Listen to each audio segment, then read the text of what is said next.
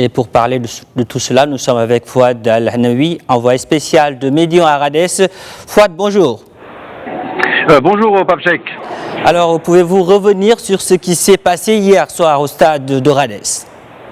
Écoutez, comme vous l'avez bien dit, c'est une finale qui restera dans les annales du football africain.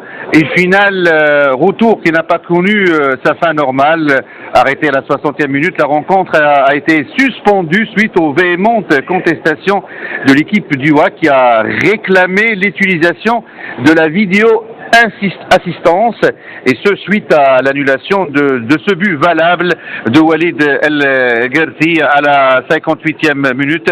Les protestations des dirigeants et du staff technique du Wydad se sont accentuées en sachant que le système du VAR ne fonctionne pas et ont demandé à ce qu'il soit utilisé. La surprise générale, il n'y avait pas de système de VAR, de vidéo assistance, ce qui a bien sûr laissé un goût amer pour le staff du club du Wydad de Casablanca. Les responsables de la CAF ont donc choisi la politique de l'autruche en offrant le trophée à l'Espérance de Tunis, pénalisant ainsi les réclamations légitimes du Wydad de Casablanca, qui se voit maintenant obligé d'entamer tous les recours possibles. Dès aujourd'hui, il y a une réunion à Rabat du comité exécutif du Wydad et du comité exécutif de la Fédération royale marocaine du football, en attendant la réunion tant attendue mardi prochain, celle du comité exécutif de la CAF. Fouad, vous avez accompagné l'équipe du Wydad. Quel est aujourd'hui le mental des joueurs et des dirigeants? Écoute, on vient juste d'atterrir à l'aéroport de Casablanca après vous l'imaginez, une nuit blanche avec tout ce qu'on a vécu au stade de Radès, avec la route donc jusqu'à l'aéroport et puis le trajet de 3 heures jusqu'ici à l'aéroport de Casablanca.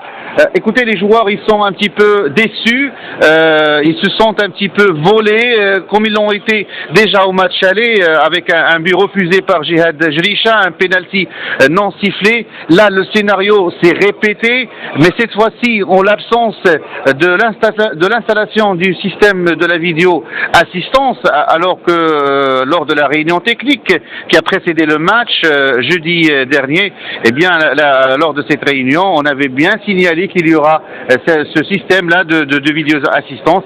On se retrouve donc avec la non-utilisation de ce système pour des raisons soi-disant techniques. Les joueurs ils sont abattus, mais ils sont confiants dans la procédure qu'on va entamer le bureau du Wydad de Casablanca lors des prochains jours pour essayer de rétablir la justice et donc pourquoi pas faire rejouer le match ou redonner la victoire au Wydad de Casablanca.